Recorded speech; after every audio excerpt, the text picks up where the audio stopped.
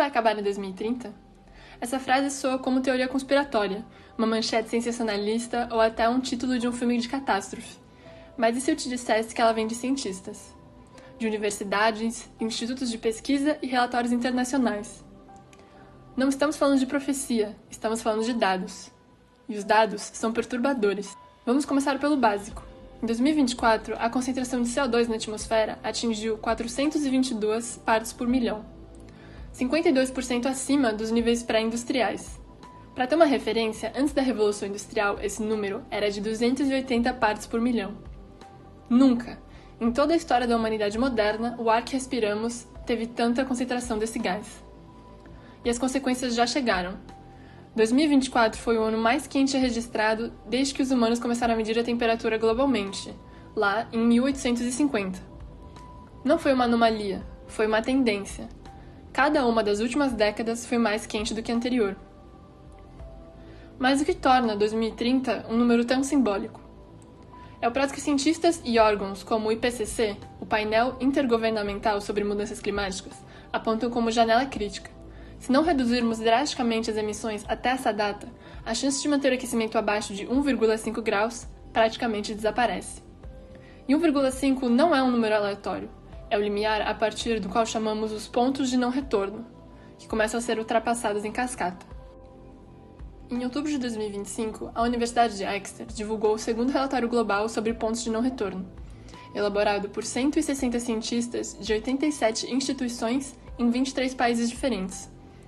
O veredito foi histórico e alarmante. O mundo atingiu o primeiro ponto de não retorno climático.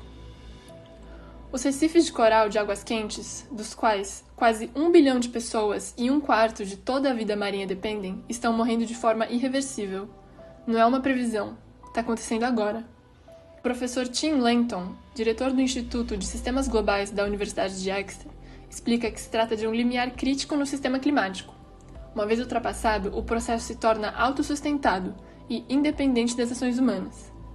Ou seja, mesmo que zerássemos todas as emissões amanhã, o fenômeno continuaria.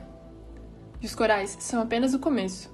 O relatório aponta que estamos perigosamente próximos de outros pontos de não retorno, como o derretimento irreversível das calotas polares da Groenlândia e da Antártida, o colapso da circulação de revolvimento antártico, que seria uma espécie de motor das correntes oceânicas, e a morte em massa da floresta amazônica, que ironicamente sediou a COP30, e a Conferência Climática Global de 2025.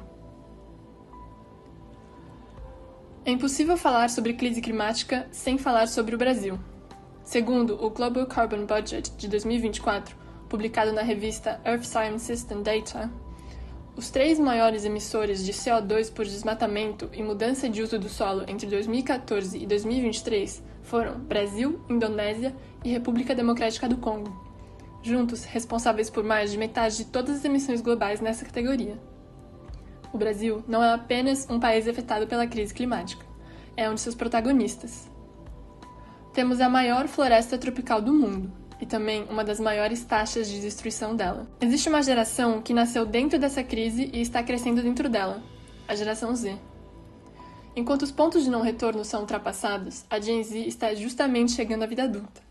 É o momento em que se pensa em universidade, em carreira, em onde morar e se vão ter filhos. É o momento em que o futuro deixa de ser abstrato e se torna urgente. E aí surge um paradoxo cruel. Como planejar o futuro quando o futuro está em risco?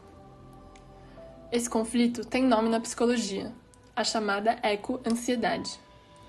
A Associação Americana de Psicologia define o fenômeno como um medo crônico de desastres ambientais. É um estado de angústia gerado não por trauma passado, mas por ameaça constante. E ela afeta desproporcionalmente os jovens. Pesquisas mostram que parcelas significativas da geração Z relatam sentir medo, tristeza e impotência diante das mudanças climáticas, e esses sentimentos afetam decisões cotidianas, planos a longo prazo e até a saúde mental. Alguns jovens chegam a questionar se faz sentido ter filhos em um planeta em colapso. Não é fraqueza, é uma resposta racional a informações reais.